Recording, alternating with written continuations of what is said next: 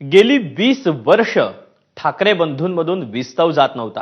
काही वेळा एकमेकांविरोधात कुरघोडी करण्याचाही प्रयत्न झाला। मात्र म्हणतात ना, nothing is permanent in politics. आजच्या राजकीय परिस्थितीनं दोन्ही ठाकरे बंधूंना जवळ आणलं, एवढं की त्यांना आता दोघांमध्ये तिसरा देखील नकोसा वाटतोय। बरं, हा जिव्हाळा फक्त दुसऱ्या पिढीपुरता मर्यादित नाहीये, तर तिसऱ्या पिढीमध्ये देखील त्याचं दर्शन घडतंय। पाहूया। आधी गाठी भेटी वाढल्या, मग मनभेद दूर झाले, एवढे की आता त्या दोघांना त्यांच्यात तिसरा कोणी नकोय। निवडणूक आयोगाच्या बैठकीत ठाकरे बंधूंची युती पुन्हा एकदा दिसून आली। काल उद्धव ठाकरे आणि राज ठाकरे यांनी एकत्र शिवालय ते मंत्रालय असा प्रवास केला। त्यानंतरच्या बैठकीत दोन्ही ठाकरे बंधू शेजारी शेजारी बसले होते। आज देखील उद्धव ठाकरे आणि राज ठाकरेंच्या खुर्च्या शेजारी होत्या।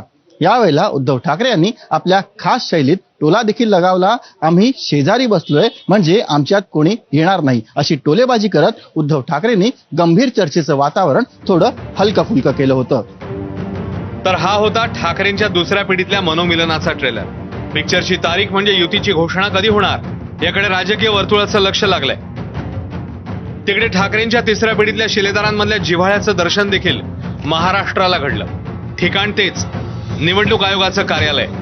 राज ठाकरेंसोबत त्यांचे पुत्र अमित ठाकरेही शिष्टमंडळाचे सदस्य म्हणून सामील झाले होते।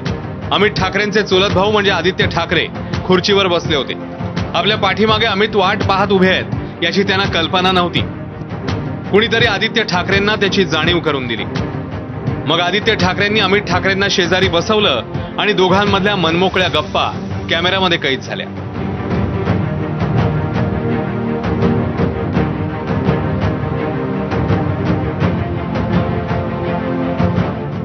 गेल्या काही दिवसात ज्याप्रमाणे उद्धव आणि राज ठाकरेंची जोडी सतत माध्यमांच्या हेडलाईन्समध्ये दिसते, त्याप्रमाणे आदित्य आणि अमित यांच्यातली केमिस्ट्री सहसा दिसत नाही।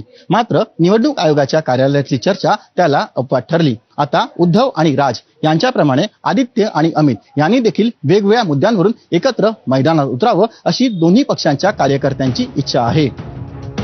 थोडक्यात काय तर ठरलंय, जुळतंय आणि दिसतंयही। मग युतीच्या घोषणेसाठी कोणत्या मुहूर्ताची वाट पाहिली जाते? गणपती झाले, दसराही गेला, तेव्हा दिवाळीच्या मुहूर्तावर एकत्र फटाके फोडले जाणार का ते पाहावं लागेल। वेदांत नेब, एबीपी माझा, मुंबई।